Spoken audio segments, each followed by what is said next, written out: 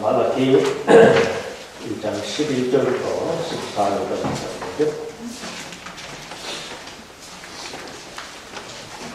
지난 시간과 마찬가지로 제사장들의 죄에 대해서 공부하겠는데요. 그 죄는 하나님의 이름을 모독한 죄입니다.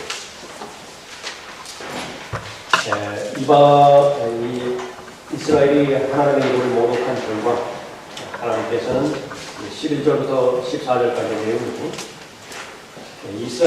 이스라엘의 제사장들이 드리는 제사를 원치 않으시는 것입니다. 이렇게 제껴두셨던 이방인들을 통해서 제사를 받으실 것을 언급하고 있죠.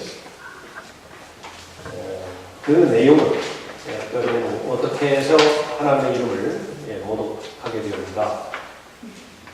신앙에서 마찬가지로 제사를 드리는데 거기 마음이 없어요. 분명히 영과 진리로 하나님 앞에 경배드려야 그 경배만 참된 경배이고 하나님께서 받아주신다고 말했는데 그냥 이 마음이 발견되지 않았던 그 부분입니다. 하나님을 사랑하는 마음과 믿음이 전혀 발견되지 않았다는 사실을 아는 것이죠. 거기서 더 나아가서 이제 하나님을 숨기기까지 하는, 하나님께 거짓말하죠. 그래서 죄가 한번 심해지면 그 죄는 거기에서 멈추는 것이 아니라 계속해서 죄로 열매를 내는데 30배로 진행이 되다가 60배를 거쳐서 100배로 열매를 내는 건 심판입니다.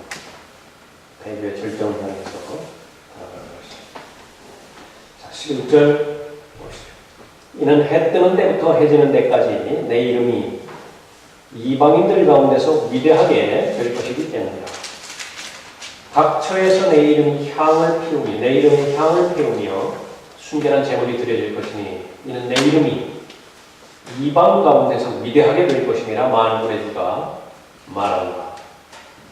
그러나 너희는 주의 상은 더럽혀졌고 거기에 있는 과실곧 그의 식물은 멸시할 만하다고 말함으로써 그것을 모독하였도다. 너희가 또 말하기를 보라 이 얼마나 땀난 일인가 하며 그 일에 코웃음 짓도다. 만군의 주가 말하노라. 그리하여 너희는 찢기고 절며 병든 것들을 가져왔으니 이렇게 너희가 재물을 가져왔도다. 내가 너희 손에서 이것을 받아 드려야겠느냐? 주가 말하노라. 자기 양떼 안에 있는 수컷이 있는데도 주께 더러운 것으로 서원하며 제사를 드리는 속이는 자는 저주를 받으리라. 만군의 주가 말하노니 이는 내가 위대한 왕이요 내 이름이 이방 가운데서 두렵기 때문이다.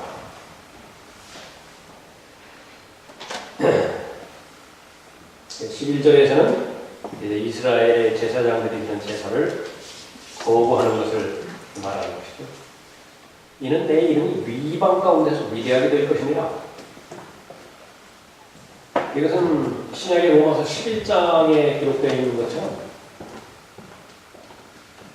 이스라엘에게 아주 견딜 수 없는 시기심을 불러일으키는 그 결과입니다.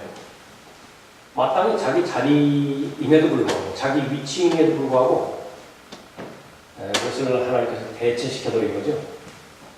그래서 그 결과는 무엇이냐면 하나님 앞에 이를 갈게 되는 것입니다.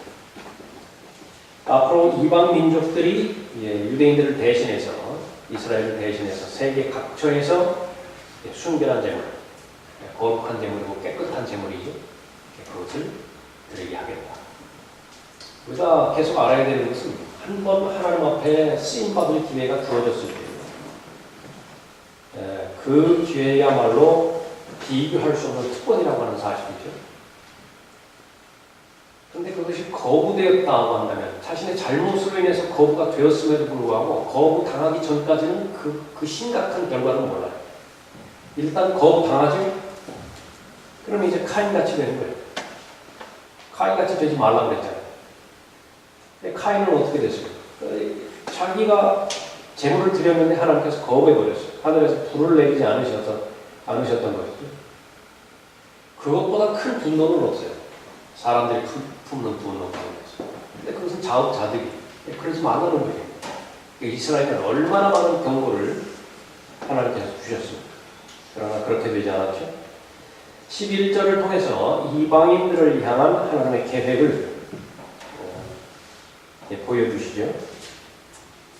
이방인들이 두 번째 모이는 것에 대해서 예언적으로 말씀하십니다. 스파냐 3장 8절 나와 있죠. 주가 말하노라. 그러므로 너희는 내가 일어나서 머리로 삼는 날까지 나를 기다리라. 이는 내 결심이 민족들을 모으는 것이니 내가 왕국들을 모아서 그들 위에 내 분노 곧 나의 모든 경로를 쏟으리라. 이는 온 땅이 내 질투의 불로 삼켜질 것이라. 그때에 내가 백성에게 순수한 언어를 돌려주리니 그들이 모두 주의 이름을 부르며 한 마음으로 그를 숨길 것입니다. 주의 이름이 나오죠. 근데 본문에서는 제사장들의 죄가 어떤 죄라고? 하나님의 이름을 모독한 죄예요. 이름 자체가 그 사람의 존재를 의미하죠. 그렇게 해서 결국은 하나님께서 이방인들을 모을 것인데 하나님은 불사르기 위해서 모으고요. 그 이방인 가운데서도 하나님을 두려워하고 하나님 앞에 영광 돌리는 대상들이 있죠. 그 무리들을 통해서 영광 받으시겠다 말씀하고 있는 것입니다. 그래서 하나님께서 가지고 있는 결심, 모든 민족을 모으는 것인데 하나는 정치, 경제 기구인 유엔을 통해서 모으는 것이고요. 또 하나는 종교 중심적으로, 카톨릭을 중심적으로 해서 WCC 종교 통합운동 있죠. 그것을 통해서 모으는 것인데 궁극적으로는 정치와 종교가 하나가 됩니다. 제일 무서운 세상이 정치와 종교가 분리되었다가 그것이 하나가 되어지는 순간인데 그때는 제일 무서운 세상이에요. 가장 격심한 테러가 일어나는 데는 바로 적그리스도의 통치입니다. 이사야 40장 9절에서도 모든 민족들을 함께 모이게 하고 백성들을 집결하게 할지니라고 기록하고 있습니다. 노아의 날에 그러했듯이 이 하나님의 경고를 모든 사람들은 지금 비웃고 있습니다.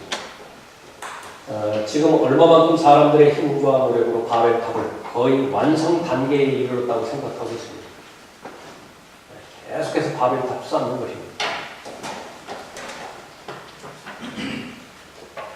마태복음 25장 31절부터 46절까지 바로 이방 나라들을 심판하는 내용이 기록되어 있죠.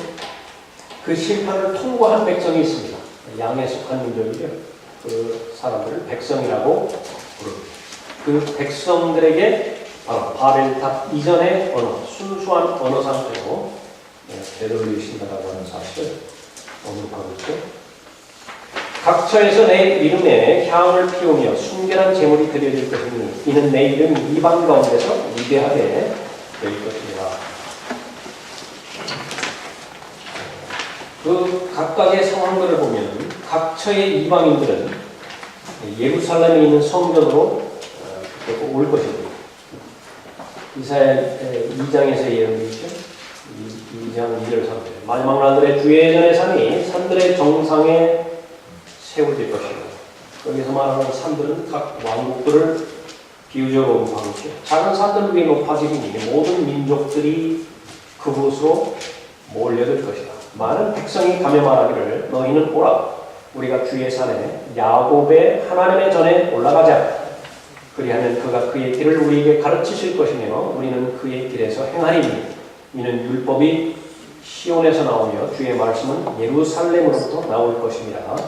하리라. 또 스가랴 14장 16절부터 16절 이후에도 같은 내용이 나오죠. 예루살렘으로 집결할 것입니다. 두 번째는 왕은 시온산에 있는 보좌에 앉아 계실 것입니다. 스가랴 14장 9절에서 주께서는 온 땅을 지배할 왕이 되시리니 그날에는 한 분 주께서 계실 것이며 그의 이름 하나만 있으리라. 그 이름이 존귀하게 되겠죠. 보좌에서 다스릴 것입니다.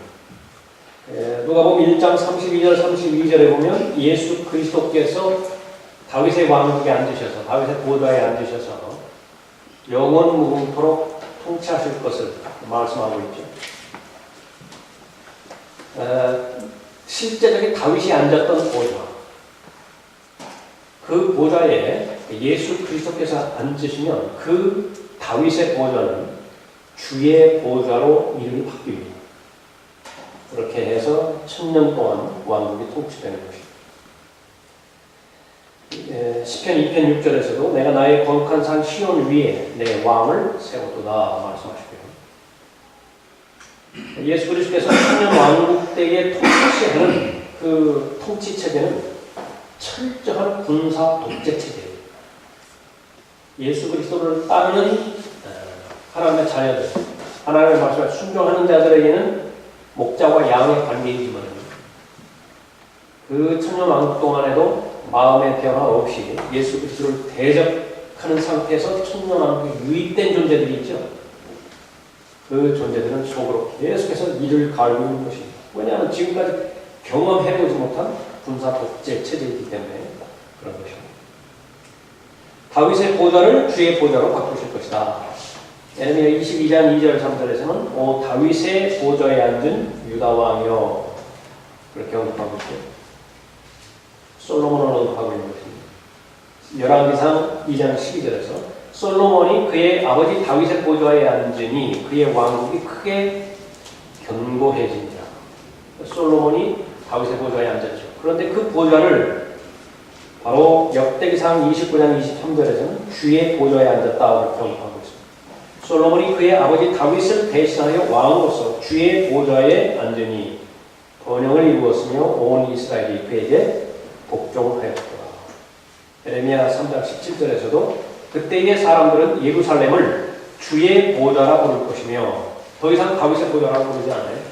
주의 보좌라 부를 것이며 주의 이름으로 모든 민족들이 그곳 예루살렘에 모일 것이며 사람들은 더 이상 그들의 악한 마음의 상상을 따라 행하지 아니하리라. 그렇게 해서 세계 각처에서 이방인들이 예루살렘에 있는 성전으로 올 것이고요. 그때의 만왕의 왕이신 주 예수 그리스도께서는 시온산에 있는 보좌에 주의 보좌에 앉으실 것입니다. 그러면 모든 피조물들은 그 왕께 향과 희생제물을 드릴 것입니다.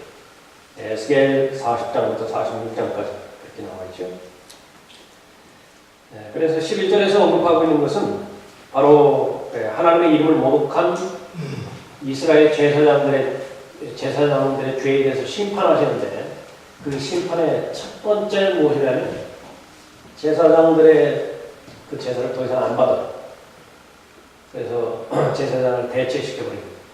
이방인들이 드려진 순결한 제물을 받으시는 것이죠. 두 번째는 제사장들은 어떻게 하나님의 이름을 모독했습니까? 명과 진리로 경배드리지 않았어요. 두 가지로 나누어서 볼 수 있는데 12절에서는요. 가장 좋은 것을 드리지 않았습니다. 12절 그러나 너희는 주의 상은 더럽혀졌고 거기에 있는 과실 곧 그의 식물은 멸시할 만하도다고 말함으로써 그것을 모독하였다. 지난번에도 우리가 살펴봤지만 이런 말은 절대 안 해요. 제사장들이 한 말이 아니에요. 그러나 그 마음에 있는 상태를 하나님께서 정확하게 끄집어내서 폭로시킴으로 인해 가지고 자신들이 얼마나 미선자인가 그것을 드러내 주신 것이죠. 주의 상은 더럽혀졌고 어느 장소이건 깨끗한 장소에다가 조심하세요. 그러니까 반대로 어느 장소이건 더럽혔다고 함부로 한다. 사람도 마찬가지예요. 사람들로부터 존중을 받고 사람들로부터 인정을 받고 무언가 가진 것이 있고 그러면은 조심스럽게 대할 거 아니겠어요. 그러니까 마찬가지예요. 사람들로부터 인정도 받지도 못하고 심지어 학대당하고 함부로 해버려요. 근데 여기에 주의 상이 더럽혀졌다. 아무나 갖다 놓는 거예요. 거기 있는 과실 곧 그의 식물은 멸시할 만하다. 좀 반쯤 그 썩은 거 갖다 놔도 별로 양심에 거리끼지도 않아요. 그 정도가 된 것입니다. 요즘 말로 하면 그냥 다 치워버리는 거예요. 1부 예배부터 8부 예배까지 있으면 그냥 3부 예배 해치워버리고 또 자기 시간 갖고 기도도 안 할 수 없으니까 형식적으로 기도도 해치워버리고 성경도 안 볼 수는 없으니까 최소한의 그 정해진 양만 보고 해치워버리고 무슨 신문이나 인터넷이나 이런 데는 무한대로 시간을 쏟아부으면서 멸시하는 거예요. 그러나 우리는 그것을 모독하였도다. 제사장들이 얼마나 하나님의 이름을 모독하였는가. 그들은 주의 상을 더러운 것으로 취급하였죠. 또 주께서 자신들에게 양식으로 주신 빵과 희생제물에 대해서 경멸을 보인 것입니다. 대표적으로 엘리의 두 아들 홈리와 피나스, 사무엘상 2장 12절 이후에서 기록된 그 경우입니다. 먹지 말라는 것이 아닙니다. 갖지 말라는 것이 아니죠. 왜 하나님께서 먹이지 않으시겠어요? 왜 주지 않으시겠어요? 그런데 그것이 하나님으로부터 왔다라고 하는 것을 인정하기 위해서 제일 첫 번째, 첫 열매, 그것을 하나님 앞에 드리라고 인정하라고 해요. 결국은 차려놓은 상이라든지 음식 제사라든지 아니면 번제라든지 다 그 거기는 제사장들이 먹을 거 아니겠어요? 하나님께서 그걸 잡수세요? 순서적으로 그것을 무시를 해버린 것입니다. 홈리와 피나스의 죄. 하나님께 바치기 전에 가장 좋은 부분들을 자기들이 취하였던 것이죠. 그 사람들이 얼마나 경고했어요. 엘리에게도 얼마나 경고했어요. 귀담아 듣지 않았어요. 하나님의 심판을 받았던 것이죠. 사무엘상 2장 17절. 그러므로 이 젊은이들의 죄가 주 앞에 심히 컸으니 한번 그렇게 했다고 해서 즉각적으로 심판하시는 거예요. 하나님께서는 참으신 만큼 참아주신 것입니다. 반복이 됐어요. 얼마나 많이 경고가 갔겠습니까? 그 경고를 들을 때마다 귀담아 듣지 않았던 것입니다. 이는 그들이 주께 드리는 제물을 멸시합니다. 안 드린 것이 아니죠. 드리긴 드렸다. 그런데 하나님의 평가는 멸시했다. 언급하는 것입니다.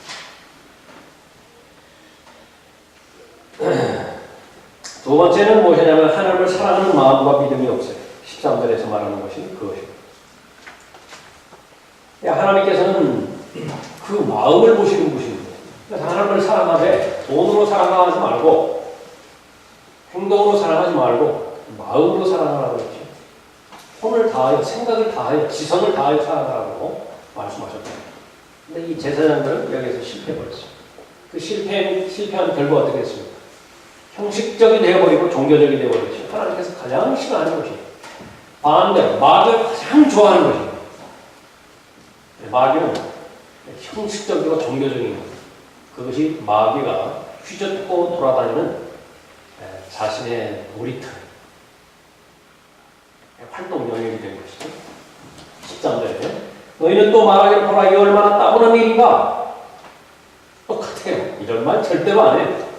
본인만 안다고 했거든요. 실제는 따분하. 그의 코웃음 쳤도다. 만군의 주가 말하노라. 그리하여 너희는 찢기고 절며 병든 것들을 가져왔으니 이렇게 너희가 재물을 가져왔도다. 내가 너희 손에서 이것을 받아들여야겠네. 주가 말합니다. 성전에서 섬기는 것에 대해서 지겨워졌고 재물 냄새, 그 타는 냄새 질려버렸죠. 매일 반복을 해요. 성전 문 여는 것부터 시작해서 촛불을 켜죠. 빵을 신선하게 차려놓죠. 피곤해졌어요.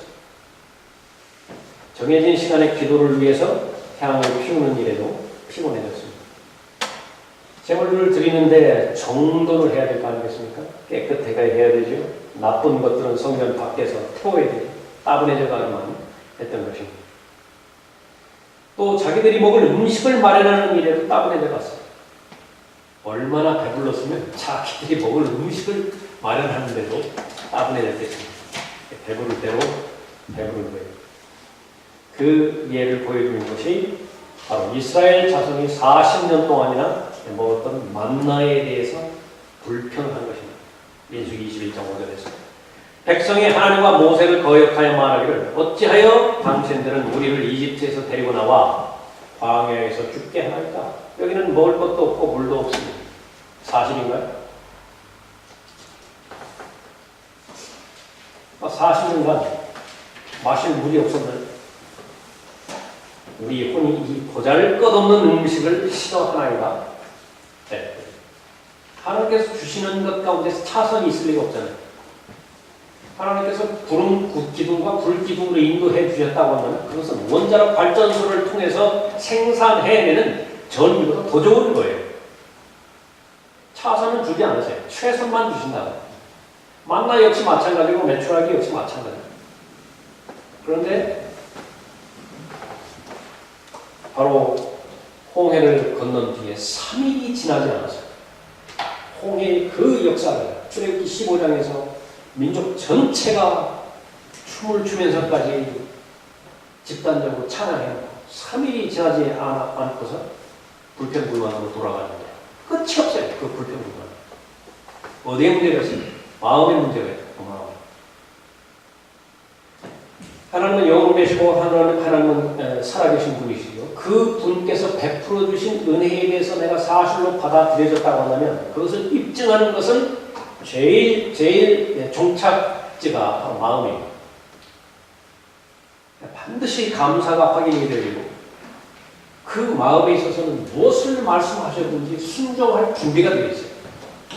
그 두 가지가 결여되었다고 한다면 그것은 평가하는 것입니다. 하나님을 사랑하는 마음 떠났어요. 또 하나님을 신뢰하는 믿음 그것도 떠나버린 것입니다. 이 보잘것없는 음식을 싫어하나이다. 그렇게 언급했죠. 또 하나의 이유는 이 레위지파 제사장들이 마음이 상했던 이유에 대해서 우리가 살펴볼 수 있는데 성전에서 성전도 남는 것이 없어요. 어떤 사람은 자기 사업 옮기면서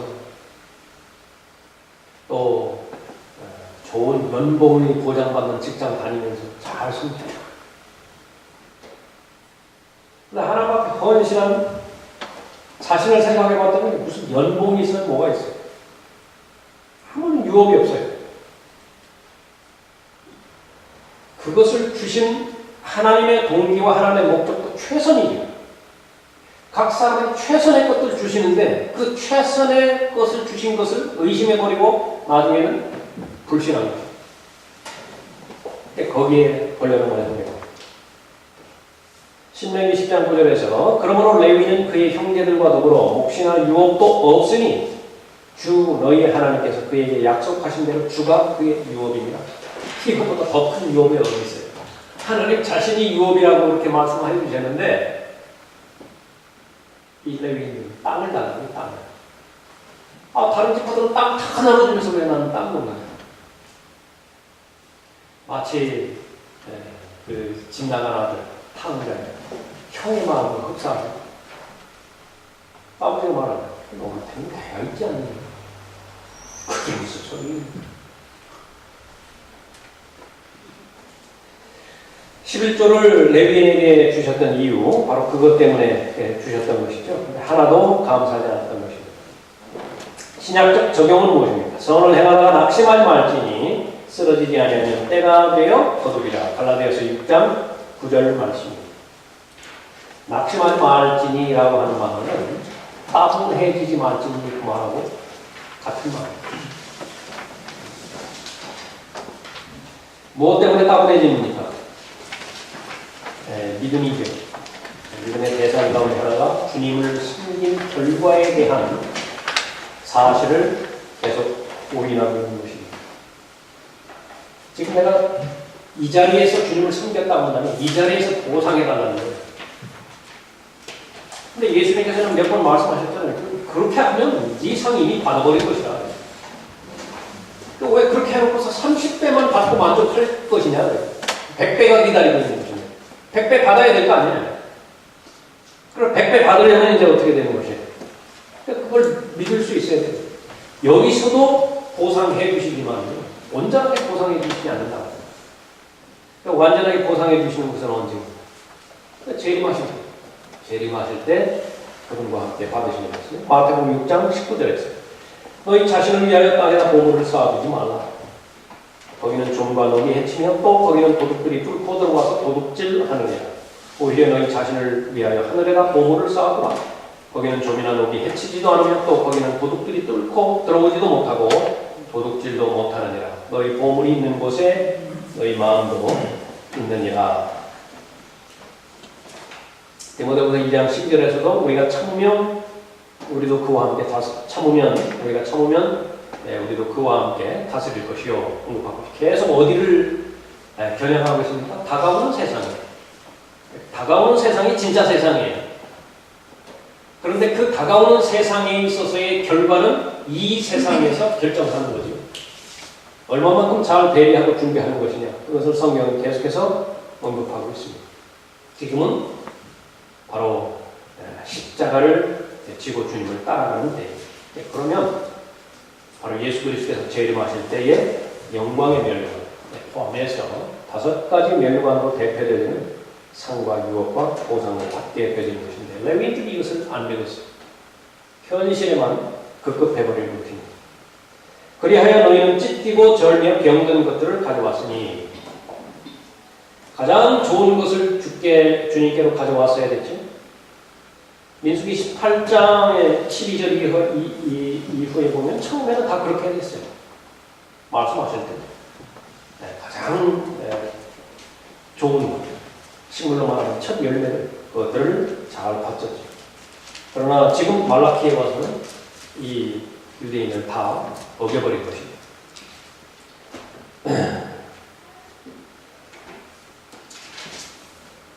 사람이 하나님의 것을 도둑질하겠느냐? 그러나 너희는 내 것을 도둑질하였도다. 그래도 너희는 말하기를 우리가 어떻게 주의 것을 도둑질하였나이까 하니 11조와 재물들이라. 그것들로 대표되지는 것들을 손을 대므로 위해서 하나님의 것에 도둑질해버린 것입니다. 말라키 1장 8절에서 너희가 눈먼 것들을 희생제로 드린다면 그것이 악하지 아니하냐. 14절에서도 나오는 그런 부분이지만 차라리 안 드리면 상관이 없어요. 아나니아와 사피라가 차라리 바치지 않았으면 안 죽었어요. 그럼 바치고 안 바치고가 죄의 근거냐? 그것이 아니에요. 무엇이냐? 거짓말이에요. 왜 거짓말하느냐? 하나님 앞에. 너희가 눈먼 것들을 희생제로 드린다면 그것이 악하지 아니하냐? 너희가 저는 것들과 병든 것들을 드린다면 그것이 악하지 아니하냐? 그래서 성경에서 말하는 악하다라고 하는 상태를 또 잘 공부해야 되죠. 드리고도 악하다라고 하는 평가를 받을 필요가 없어요. 그러나 이 부분적인 헌신, 부분적인 순종, 이것이 얼마만큼 악한 것인가? 이거 우습게 봐버리는 거예요. 하나님께서 하나님을 속일 수 있다고 이렇게 보는 것이거든요. 하나님께서는 넘어가 주실 것이라고 짐짓 예상하는 것이거든요. 그런데 그러지 않을 것을 수없이 경고했잖아요. 수없이 알려주셨잖아요. 그것이 바로 악한 것입니다. 지금 내 총독에게 그것을 바쳐보라. 그가 너를 기뻐하겠으냐? 너를 외모로 받아들이겠느냐? 만운의 주가 말하라. 사람에게 한 것만큼만 하나님께 하라. 잘 믿는 거예요. 잘 믿는 겁니다. 집에서 하는 것만큼만 교회에서 하라. 잘 믿는 거예요. 더 바라지도 않아요. 집에서 하는 것만큼만 교회에서 하라. 직장에서 사업터에서 쏟아부는 마음만큼만 하나님께 쏟아부라. 잘하는 거예요. 그 말입니다. 지금 네 총독에게 그것을 바쳐보라. 그가 너를 기뻐하겠으면 너를 외모로 받아들이겠느냐. 제사장들의 죄, 하나님의 이름을 모독한 죄이죠. 세 번째로 어떤 죄인가? 하나님을 속이고 거짓말함으로 하나님의 이름을 모독했어요. 14절. 자기 양떼 안에 수컷이 있는데도 주께 더러운 것으로 소원하며 제사를 드리는 속이는 자는 저주를 받으리라. 그렇게 했다는 것이고, 제사장들. 만군의 주가 말하는 이는 내가 위대한 왕이요 내 이름이 이방 가운데서 두렵기 때문이라. 내 이름이 어떤 이름인데 그 이름 앞에서 그런 짓들을 감히 할 수가 있느냐라고 호되게 책망하는 것이죠. 소원하는 부분에 있어서는 성경에서 제시된 구체적인 그 부분이 있죠. 그 소원 가운데서 양떼 안에 수컷이 있다고 하는 그것을 받침으로 인해서 소원을 하라는 것인데 있음에도 불구하고 그러지 않았거든요. 속였다고 말하죠. 제사를 드리는 자는, 숨기는 자는 저주를 받으리라. 앞에 드리기에 합당한 재물을 가지고 있는 사람이 있는데 그 재물이 있으면 드리겠노라고 약속까지 했으면서 서원 이전에 정작 드릴 때가 됐어요. 너무 아까운 거예요. 안 드릴 수는 없고 무엇으로 대체? 거의 소용없는, 거의 쓸모없는 대체해서 하나님 앞에 바칩니다. 그 사람을 직접적으로 말하는 것이죠. 하나님께서는 그러한 사람을 거짓말쟁이라고 부르는, 속이는 자라고 부르시고 하나님께 대한 죄에 대한 심판은 저주하신 것이죠. 사도행전 5장에서 하나님과 삽피라 거기나 문제가 나오죠. 문제는 나쁜 것과 좋은 것을 바꾼 데 있는 것이 아니라 거짓말하는 것에 있다. 즉 모든 사람들에게 좋은 인상을 주고자 바나바가 부자였지 않습니까?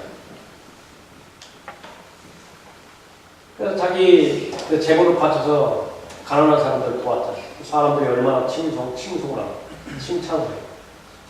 바나바는 선한 사람이었죠. 평가를 받았어요. 나도 저런 평가를 받고 싶다. 마음의 준비가 안 돼 있어요. 마음의 준비가 안 돼 있으면 그럴 필요가 없어요. 그런데 바로 그런 좋은 인상을 받고자 했죠. 사람과의 관계에 있어서 그렇게 된다고 한다면 그건 뭐 있을 수 있는 일이지만 이것이 하나님과 관련된 일이거든요. 하나님도 속을 것이라 그렇게 본 거예요. 베드로는 성령께 거짓말했다고 책망하죠. 거짓말 때문에 그들은 죽은 거예요. 만군의 주가 말하노니 이는 내가 위대한 왕이요. 위대한 왕, 하나님의 주권을 언급하고 있는 부분입니다. 만군의 주, 개인의 생사 화복을 주관하실 뿐만 아니라 세상 왕국들, 제국들 모두 다 간섭하시고 감독하시죠. 통치자로서 인간들의 왕국을 세우십니다. 다니엘 4장 17절에서 또 34장 34절부터 37절에서 로마서 13장 1절에서는 모든 권세는 하나님께서 정하신 것이라 언급하고 있죠. 그것을 누구에게 위임했어요? 느부갓네살에게 위임했습니다. 느부갓네살은 적그리스도의 가장 강력한 예표 인물 가운데 하나죠. 그것을 누구에게 위임했습니까? 코레스라고. 그것을 누구에게 위임했습니까? 알렉산더라고. 그것을 누구에게 위임했냐? 나폴레옹이라고. 뭔가 다 적그리스도를 예표하는 인물들. 사탄도 하나님의 종이죠. 하나님께서 저 사람을 죽음으로 심판하셔야 되겠다 생각하면 그 종을 붙이는 것인데 죽음의 천사예요. 마귀를 이용하시는 것입니다. 그 모든 권세를 하나님께서 가지고 계시고 일일이 정하셨어요. 가장 적임자에게 그 권세를 주신 것입니다. 하나님께서는 영적인 영역에 있어서의 이스라엘의 왕일 뿐만이 아니라 또 문자적인 실제 왕으로 계시는 것이죠. 그래서 이사야 9장 6절 7절이라든지 10편 2편 6절 문자적인 실제적인 왕을 언급하고 있습니다. 요한계시록 19장 16절에 보면 만왕의 왕 만주의 주로서 이 땅에 오셔서 온 땅을 치게 할 것입니다. 내 이름이 이방 가운데서 두렵기 때문이다. 교리적으로 천년 왕국대를 언급하고 있는데 지금은 전혀 그렇지 않죠. 지금은 어떻습니까? 이 하나님의 이름을 모독한다 하더라도 그렇게 모독할 수는 없어요. 이제 끝까지 왔습니다. 끝까지 왔어요. 어찌하여 이방이 분노하며 백성들이 헛된 일을 꾀하는가? 시편 2편 1절 말씀입니다. 어찌하여 이방이 분노하며 백성이 헛된 일을 꾀하는가? 땅에 왕들이 나서고 치리자들이 서로 의논하여 주와 그의 기름 부음 받은 일을 대적하여 말하기를 우리가 그들의 결박을 끊고 그들의 멍에에서 벗어버리자 하는 거다. 계속 진행 중이죠. 절대로 하나님의 간섭을 용납할 수 없고 하나님 존재 자체도 모든 지략과 책략을 동원해서 부인해야 돼요. 하나님 없다. 이 부분들을 사람들에게 세뇌시킴으로 인해서 자신들이 규정한 자유를 주고자 하는 것입니다. 하나님이 계시다는 것은 사실을 사실 때문에 얼마나 많은 사람들이 부자연스러운 삶을 살아가고 있어요. 얼마나 멍해를 지고 살아가고 있어요. 하고 싶은 일 못하잖아요. 그동안에 얼마나 동성연애 그것을 억눌러 왔어요. 지금은 막 마음대로 할게 마음대로 하고 동성연애 인정하지 않으면 무식한 자예요. 인권이 없는 자예요. 근데 거기에 반대할 사람이 없어요. 세상의 풍토가 그렇게 돌아가고 있다. 아직도 창조론을 믿는 아주 소수의 극단주의자들이죠. 지금 세상은 그렇게 돌아가고 있는 거죠. 네, 오늘날에 심지어 하나님의 이름으로 욕을 하기도 하죠. 우리나라도 뭐 그렇지만 특히 그 영어에서는 말하는 것도 없습니다. 교황들은 자신들의 욕망을 위해서 하나님의 이름을 훔쳐갔습니다. 다른 종교도 다 마찬가지입니다. 요한계시록 19장 19절에서 또 내가 보니 그 짐승과 땅의 왕들과 그들의 군대가 그 말탄 군과 그의 군대에 대적하여 전쟁을 하려고 다 함께 모였더라. 재림 때를 말하는 것인데 상황이 완전히 달라져요. 초림 때는 세상 죄를 제거하는 하나님의 어린 양으로 오셨지만 그래서 죽기 위해 오신 거예요. 침뱉음 당하고 구타당하고 채찍질 당하고 죽임당하셨어요. 그러나 재림 때는 결코 그렇지 않습니다. 죄 때문에 오시는 것이 아니에요. 두 번째 오시는 것은 죄 없이 나타나실 것이라고 히브리서 9장 28절에서 언급하고 있죠. 교재에 있는 대로 그때는 부엘세불이라고 부르지 못하죠. 마태복음 2장 12장 24절에 있는 거죠. 마귀들은 사생아라고 부르지도 못해요. 요한복음 8장 41절에서 다만 엎드릴 뿐입니다. 땅에 납작 엎드릴 뿐입니다. 그분의 발에 먼지를 핥을 뿐이죠. 시편 72편 9절 2편 12절에서 만약에 그렇게 하지 않으면 어떻게 돼요? 철 몽둥이가 두 눈 사이를 뿌려쳐서 두개골이 박살나요. 가장 감추한 표현이에요. 그러니까 즉사예요, 즉사. 그렇게 하지 않아요. 그래서 마음이 준비가 되어 있지 않다 하더라도 살기 위해서 두려움에 복종을 해야 되는 그때가 오는 것이에요. 내 이름이 이방 가운데서 두렵기 때문이다. 하나님의 이름은 두려움입니다. 보좌에 앉으실 때 절대 권력을 가지고 계신 절대 군주가 되시죠. 원하는 것은 무엇이든지 할 수 있는 절대 권력을 소유하시는 통치자. 느부갓네살 왕은 자신이 말하는 것이 그 법이었죠. 그러나 바벨론 왕 다음에 세워진 페르시아 제국만 한다 하더라도 왕이 그 법을 집행하려고 하는 문서에 규정되는 법을 이행해야만 자신의 권한을 이행할 수 있습니다. 약화된 거죠. 그 권한이. 예수 그리스도는 자신이 하는 모든 말씀은 다 곧 법이 절대 권력을 가지고 계시는 것입니다. 그분은 어떤 분이십니까? 구체적으로 자신의 뜻에 따라 자신을 남에게 보여주실 수도 있고 보여주시지 않을 수도 있죠. 누가복음 24장 31절에서 또 견고한 물체, 고체 물체 문제가 되지 않지 통과하는 거죠. 요한복음 20장 19절에서 에베소 4장 10절에 보면 곧장 포로로 잡힌 자들, 사로잡힌 자들을 이끌고 다 올라가셨죠. 빛의 속도가 문제가 되지 않습니다. 공기가 없는 우주 공간은 빛의 속도보다 더 빠르게 이동하실 수 있는 것이죠. 그분의 말씀은 지금도 우주를 붙잡고 계시고요. 골로새서 1장 17절에서 그분은 더 이상 죽지 않으십니다. 왜냐하면 고린도전서 15장에 보면 죽음을 정복하셨기 때문에 그렇죠. 바로 그분이 여러분이 섬기고 계신 바로 하나님이죠. 자기 때가 되면 주께서 나타나시리니 그분은 복되시고 유일하신 통치자시요 만왕의 왕이시며 만주의 주시라. 두 번에 걸쳐서 이스라엘의 제사장들이 지는 죄들에 대해서 살펴봤죠. 왜 기록됐을까요? 반복하지 말라. 지금의 제사장은 누구예요?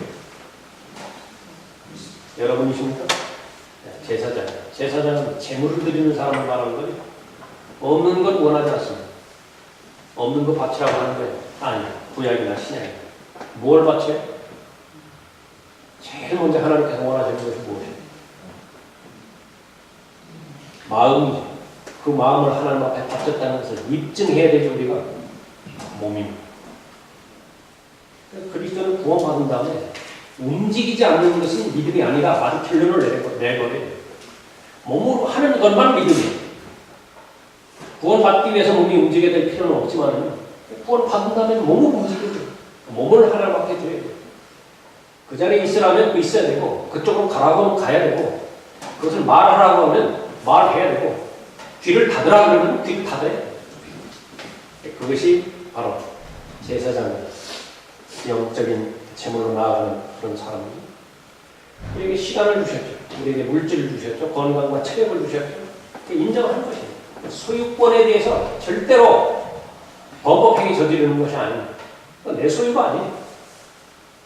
청지기로서의 그 역할을 잘 감당하는 것이죠. 그 결과는 그렇게 했더니 못 살겠어요. 따분해요. 짜증나요. 피곤해요.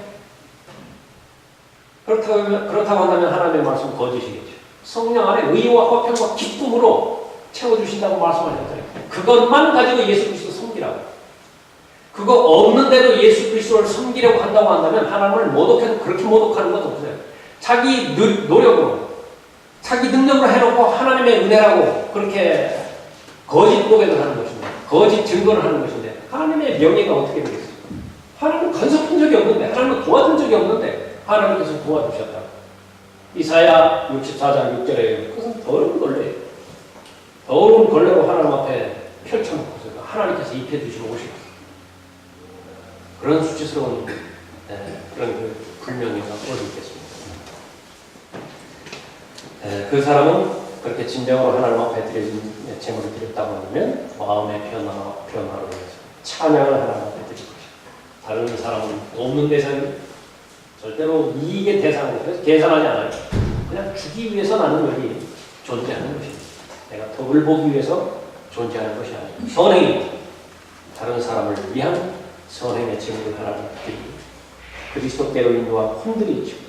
로마서 15장 16절 같은 데서 문제는 하나를 가지고 있다 하더라도 그것을 하나님을 사랑하는 마음과 또 하나님 앞에 진정성 있게 다가가는 마음으로 하나님께 바치는 것인가. 그것이 가장 관건입니다. 그러나 세상은 어떻게, 마음은 어떻게 추동잘 편리한 대로 살아가는 편리한 대로 하나님의 말씀에 순종하는 것은 편리한 대로 살아가는 그렇게 언급하고 있습니다. 우리가 계속해서 들림받아 올라갈 때까지 배워야 될 중요한 영적 교리가 되겠죠. 오늘 여기까지 하겠습니다.